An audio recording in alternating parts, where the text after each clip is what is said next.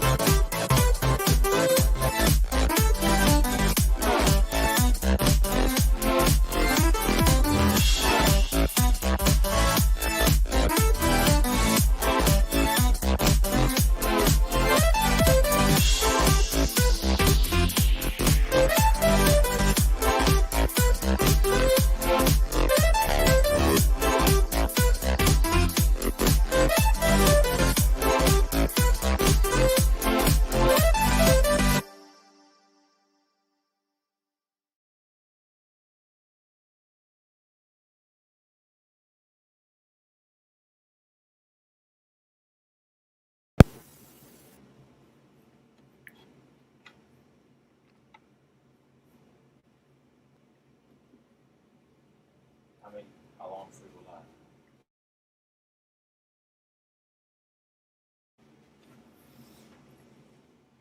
Happy Friday, everybody. It's good to see you. Thank you so much for coming. Before we go ahead, make sure you like and share. Tell somebody that we are live now. Let me make sure that my permissions are right. And with you, I'm so grateful that you have chosen to be a part of our broadcast on today. So, where are you watching from? Hello, hello, hello. Go ahead and come on in. It is so good to see you. Happy Friday. Let me turn that down. Happy Friday. Friday. I'm so grateful for this weekend. Oh my goodness. Anybody else need this weekend just to relax and to de-stress? Oh my goodness. Thank you again for coming in. And I can't wait to share with you the fifth lesson. Let me know where you're watching from. We are grateful to have you today. So, we've been talking about 5 lessons that I have learned during the pandemic. There you are. Hey, you Stacia from Bahamas. I can't wait to hear about your speaking appointments. I would love to hear how that goes. And anybody else, make sure you say, hey, go to the comments. Again, like and share, please. And subscribe. If you're in YouTube, please subscribe. I want to share with you before I start, because I realize I don't do this, that you can find me on all social media platforms at My Bloom Coach. Okay, so you can go across social media platforms, and that is my tag. So you can find me, find videos, find tips, stay up with what I am doing and what is happening. All right, all right. Hey, Nikita, good to see you. Nikita's in Canada. I wonder, is it warm there or cold there, Nikita? It's good to see you today. So here we are, 5 lessons that I learned from burnout. And we've had a great time connecting this week and sharing about this.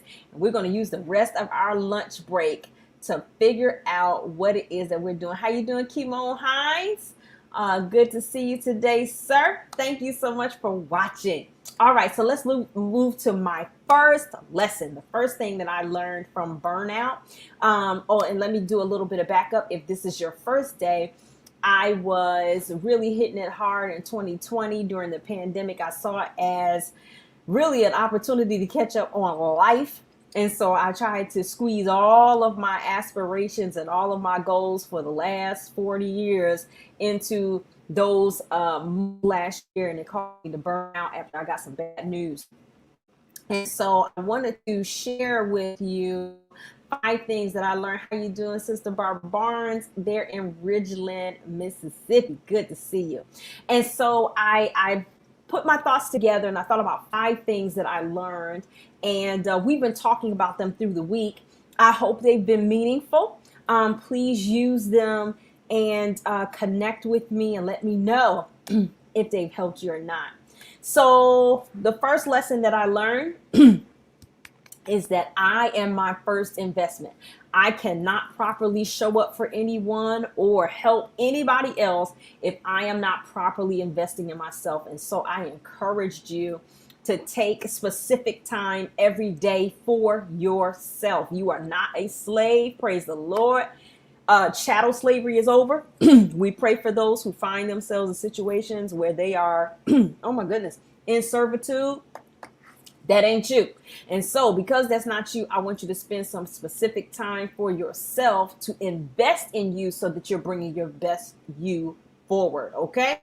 The second lesson that I learned, I must budget. I cannot possibly do everything that I desire to do. I can't eat everything I desire to eat. I cannot meet every obligation that people have put on my plate. So I have to have a budget.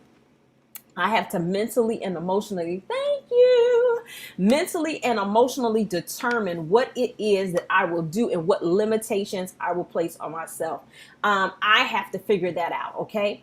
And so I encourage you to figure out what the limitations are. What is it that you want to accomplish during this pandemic? What is it that you want to accomplish and go make sure that you place some limitations on there. You can't be up all day and all night watching Netflix, catching up on WandaVision, a whole series of Bridgerton in one day. You can't do that and still be able to function. So you have to budget. You have to set some limitations on yourself. Hey, how you doing, Miss Samantha? How you doing, Chaplain Pilgrim? Good to see you. Good to see you. All right, your third lesson. The third lesson that I learned was that even small steps forward equal progress.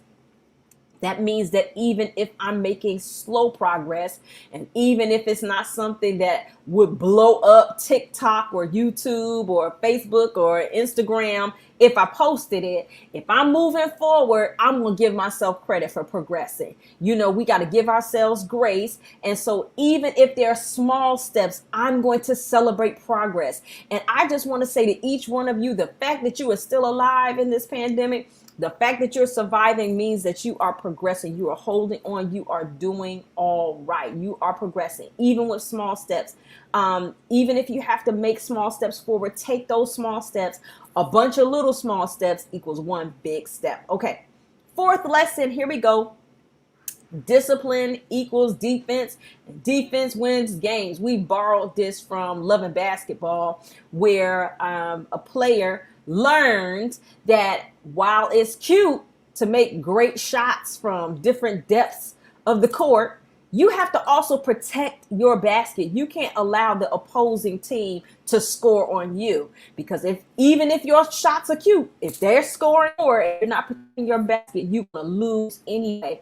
And many of us find ourselves, we're doing a lot of things, but we're not protecting those things that are really important. We're not protecting our health. We're not protecting our time, not protecting your mental and emotional energy. You have to have defense. And what we learned was that discipline is the way that we defensively protect ourselves against those things that we don't want to happen. And so here we go. Our fifth lesson is going to be a culmination of all of them. But this is the fifth lesson that I learned during the pandemic. Here it is. And if you're just joining, make sure you like and share. Make sure you tell somebody we are on today, okay? I want to make sure that we're sharing with as many people as possible these 5 lessons that I've learned during the pandemic. And here's the fifth one that I learned. Something is going to die, period. You pick what will survive. Something is going to die, period. You pick what will survive. And that's why I'm going to edit it to say, you pick what will survive. Listen, we have seen death in this pandemic like never before. The loss of life has been immense. We have been connected with death now in a way that I have never been connected with death in my whole entire life. I remember seeing 3 different friends from 3 different places where I knew them, 3 different locations, all grieving the losses of their parent on the same day. I've never seen that happen. And I mean, it's not even that it happened, it was a tough event, and then we move forward and, assume some sort of stasis or normalcy. We actually had people continuing to die. And I tell you, every day on my timeline, someone is grieving someone or something that died. I mean, it is incredible. I've never been in this kind of season. But in the same way that there has been a loss of life, there have been losses in our lives that are not human losses. And we have to understand that in this pandemic, something is going to die. It's the nature of the season that we're in. Something is going to fail. Something is not going to make it through this pandemic. Even if you live, something related to you will die. Maybe it's going to be your career. Maybe it's going to be your family. Maybe it's going to be your mental state. Wait a minute. Hold on, preacher. What you talking about right now? Hold on. How many people have lost a job during this pandemic? How many people have been divorced during this pandemic? How many people have lost their mental capacity during this pandemic? And while there are so many factors that can be identified as the reasons why, I want to suggest that a lot of the losses that have happened have occurred because someone did not pick what would live and pick what would die. They just started trying to paddle in the pandemic. They may have been on life support before the pandemic, but we got into the pandemic, and because we were in panic mode, we just started grabbing whatever. So we start focusing on our kids in cyber school, or we start focusing on the news, or focusing on immunity, or focusing on whether or not we wanted to wear a mask. And the thing is that while all of those are important, when we have not prioritized what must survive through this pandemic, we wind up losing things that we didn't want to lose. So here it is. In this pandemic, everyone will lose something. Something is going to not survive during this pandemic. And we have to make some choices. We have to choose between our personal freedom or our comfort. Okay? We have to choose between our community or isolation. We're going to have to choose between health or emotional eating. We're going to have to choose between tradition or innovation. And in this pandemic, watch, if you don't choose, the most expensive thing is going to be the one that dies. So watch this. Because we're in survival mode, if we have not made a conscious decision to ensure the survival of one or more items in our lives, then what requires the most time, the most investment, the most of our mental and emotional energy is going to be what dies, because it requires the most nutrition, right? So if our physical being, right, is not a priority, right? And then emotional eating is like right there. You got chips everywhere. You got macaroni and cheese. You dealing with, going out and Uber eating and Instacarting all day. Then your physical health, which is expensive because you got to go to the gym, you got to calorie count, and you got to make sure that what you're eating is not processed XYZ, is going to go away naturally. And how many of us just looked up one day and did not recognize the body that we were in because we did not choose that our health was going to be a priority during this pandemic? Unfortunately, a happy and healthy marriage is expensive. You have to be having vulnerable conversations with this person. You have to be spending time with this person, dating and having fun. You have to be, sacrificing yourself and ensuring that the love language of this other person is met. A happy relationship is expensive. And if we have not determined that our marriage will not be a casualty of the pandemic, then we will find ourselves on the rocks or divorced by the end of it. Is this making sense? If you have not ensured or made a determination that the mental and emotional health of yourself and your family is going to be priority, then you will find yourself putting too much on your plate, prioritizing things outside, and you will find that you're burned out, your kids are burned out, y'all at each other's throat, somebody's depressed, they're looking out the window. I mean, we have to choose what is priority and find ourselves investing in that regularly in order for it to survive in this climate. Because this climate, pandemics are pandemics because they killing stuff. Does this make sense? Does this make sense? Let me go to the comments. Okay, look at this. So this happened. Somebody said, man, so this is happening, right? And I want to share with you that in most cases, you do not haphazardly get to places where you want to go. If you are finding yourself between here and a store and you have not been to that store, before, then you need a GPS or some kind of directional device to get you from where you are to where you're going. You don't just get outside and start walking and then just wind up where you want to go. You have to intentionally not only know the direction where you're going, but you have to walk the path and stay there.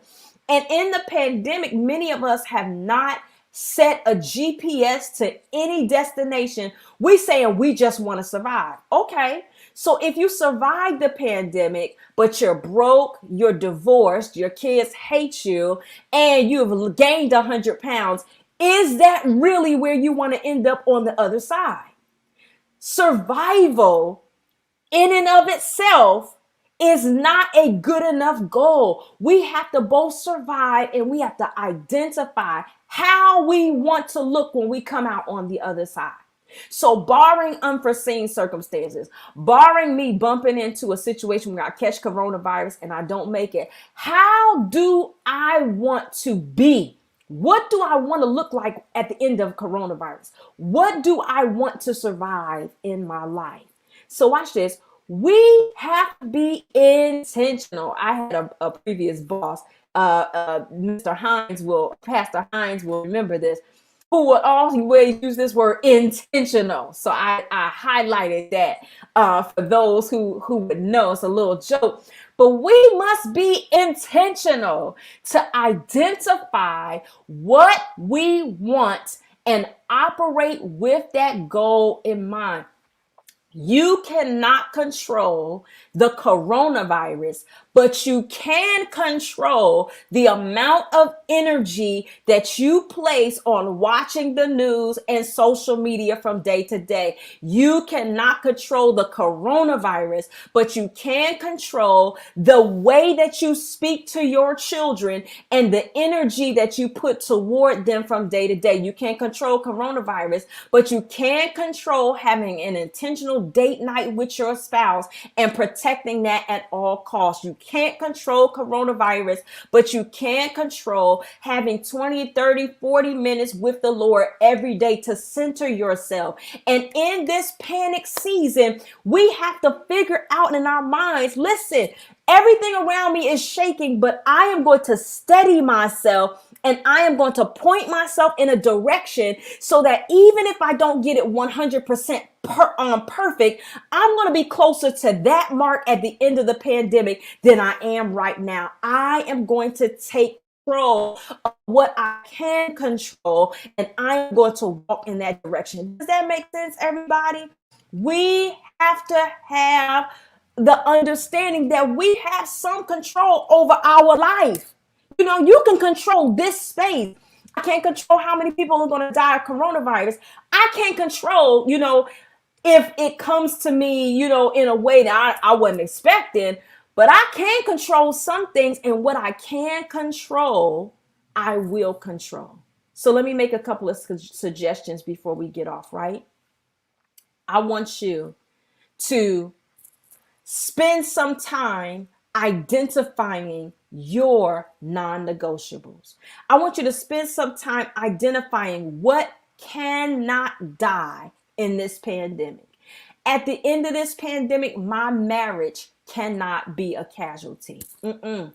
My kids will not be a casualty of this pandemic. By all means necessary, I am not going to be bankrupt at the end of this pandemic. No, I'm not. I will not gain 200 pounds. I'm not gaining 100. I'm not gaining 50. By God's grace, I'm not gaining 20. I will be healthy and at a healthy weight at the end of this pandemic. What are your priorities? What are the things that will not die? And in what ways are you going to be pointing yourselves in that direction before this pandemic is over? I want you to spend some time just sitting down and writing down what your non-negotiables are. I remember watching the movie The Titanic, and it was crazy to see how people were making decisions. Now, most people determined that if this boat was going down, that what they were going to focus on was that their life was going to be saved at the end of this pandemic. I will survive. Now, they couldn't control if the boat went down, how fast the boat went down, where they were on the where they were in that boat, but they could determine what direction they were walking in that boat. But there was some people, if you watch the movie, there was a little band, some people who were playing the strings, a little string quartet. And at some point, they looked around at the chaos and they determined that their priority was going to be entertainment. So they sat down, and rather than continuing to strive to live, they sat down and entertained everybody. They started playing Here Am I to Thee. Wait a minute. That was their priority, that everybody was well entertained, or that everybody had something to soothe them in that environment. There were some other people who were in a boat, and while they saved their lives, they determined that it was going to be important to them that they weren't going to be uncomfortable. And so they made sure that only the boat was halfway full or 3/4 full, because they didn't want to be uncomfortable. Their comfort was not going to be compromised in the pandemic. And it's crazy to see in this pandemic what some of us are prioritizing, things that really aren't really important.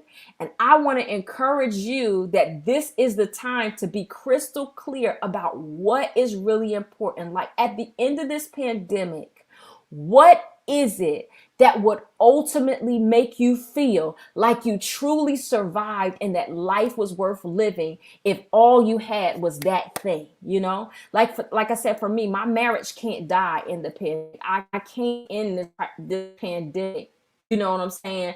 A divorced person. I mean, by God's grace, I don't have any control over anybody else. I know my husband loves me. I don't think he's gonna leave me. but I have to now organize my time and organize my priorities so that I'm pouring into what matters. Okay, so here we go.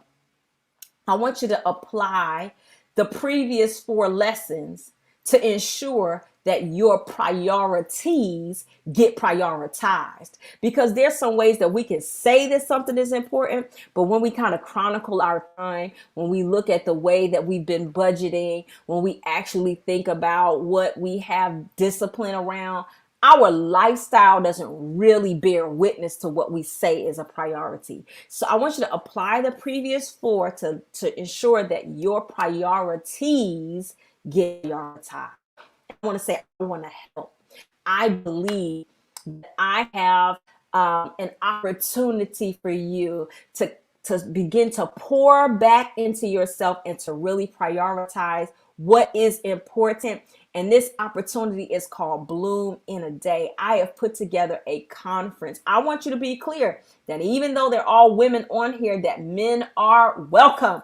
This is a conference where we are going to be talking about prioritizing and pouring into what really matters. Alicia Jones is a health coach. She was able to lose 80 pounds, and she now is helping dozens of women to lose hundreds of pounds as well. Sarah McDougall is an advocate for the justice of those who are dealing with abusive situations, and she's going to teach us how to use our voices to advocate for others as well. Cheryl Pullins is an iconic branding strategist, and she's going to talk about using your specific gift mix and your story in order to create your own iconic brand. And then Mignon Francois, she is a baker, but a baker extraordinaire who began by baking cupcakes in her home and went from that to, oh man, and she went from that in the middle of a recession, okay?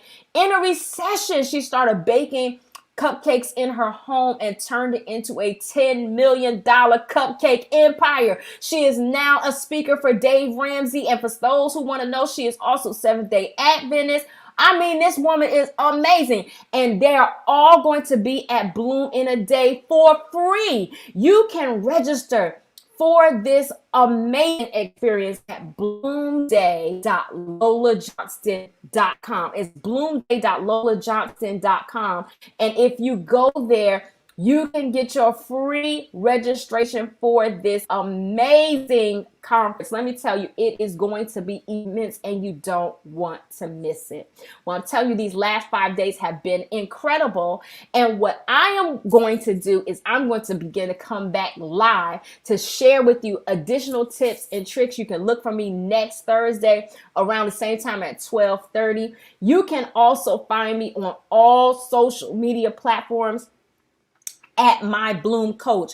If you want to find more videos and more opportunities to grow, you can do it there. Now, lastly, you may want to know how you can help the Bloom movement. If you are feeling moved or led to sow into what we are doing and you want to be a help, you can do that.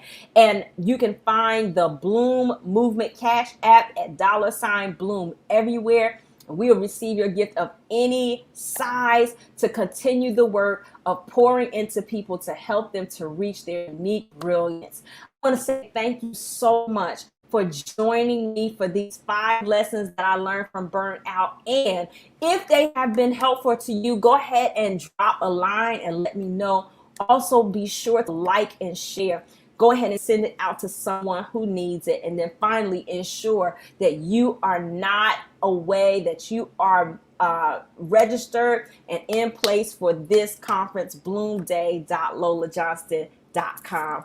Have a wonderful week. We'll see you again. And thank you again for joining us for these presentations, 5 things that I learned from Burnout. Have a great day and God bless you.